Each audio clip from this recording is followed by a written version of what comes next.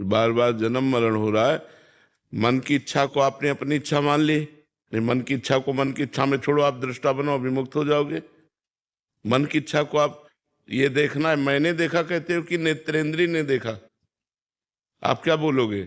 आज मैंने देखा तो भोगो, फिर मैंने देखा तो उसका शुभ देखा या अशुभ देखा उसको भोगो।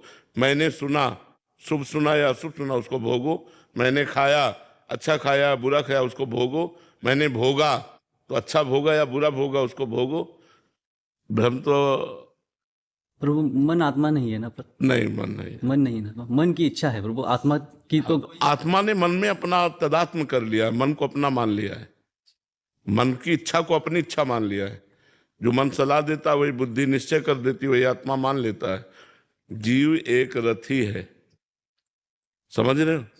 शरीर एक रथ है, इंद्रियां इसके घोड़े हैं, मन इसकी लगाम है और बुद्धि इसका ड्राइवर सारथी है। अब रथी ऐसे बना बैठा है, अब सारथी मन की लगाम को ढीली कर दिया बुद्धि रूपी सारथी ने। अब इंद्रिय रूपी घोड़े मत वाले होकर विषयों की तरफ भाग रहे हैं और रथी कुछ कर ही नहीं रहा। अगर वो अपने स्वरूप में आ जाए और सारथी को डांट लगा दे तो सब बात बन जाए।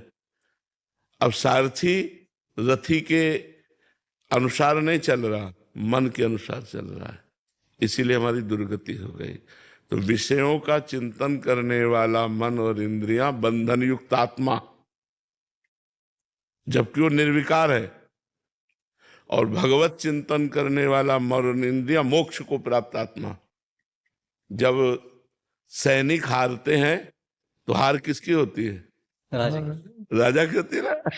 हाँ, और सैनिक जीतते हैं तो विजय किसकी होती है? राजा की। राजा की होती है।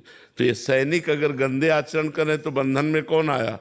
वही सुअर बना, वही कुत्ता बना, वही नीच योनियों में, वही प्रेत योनियों में, अधम योनियों को प्राप्त हुआ निर्विकार सच्चिदानंद स्वरूप आत्मा। तो इनको ठीक करने के लिए मनुष्य जन्म मिला है कि हम इनको ठीक कर लें, इनमें हमारी आसक्ति हो गई है। आज मेरा मन कहता है ये खाना है, ये खाना है, लेकिन आज मैंने ये खाया, कहता मन है और खाया मैंने, तो अहंकार विमूढ़ात्मा करता हमित मन्यते, मैंने किया, मैंने खाया, करता और भोगता भाव, तुम मरो फिर भोगो।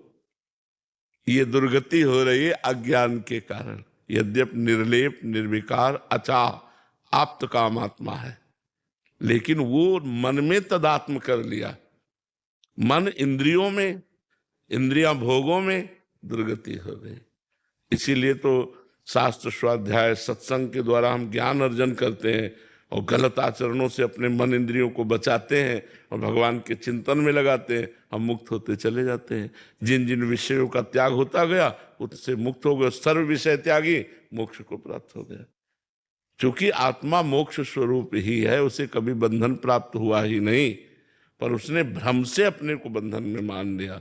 अब ये भ्रम जब तक, जैसे शरीर तुम नहीं हो, शरीर एक ढांचा है पांच भौतिक, लेकिन पूरा तदात्म है कि नहीं? मैं शरीर हूं। अब इस शरीर के द्वारा जो भी कर्म बनेंगे वो आत्मा को बंधन में डाल देंगे।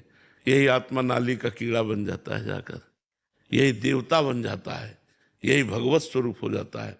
जैसे कर्म होते हैं वैसे भोगना पड़ा।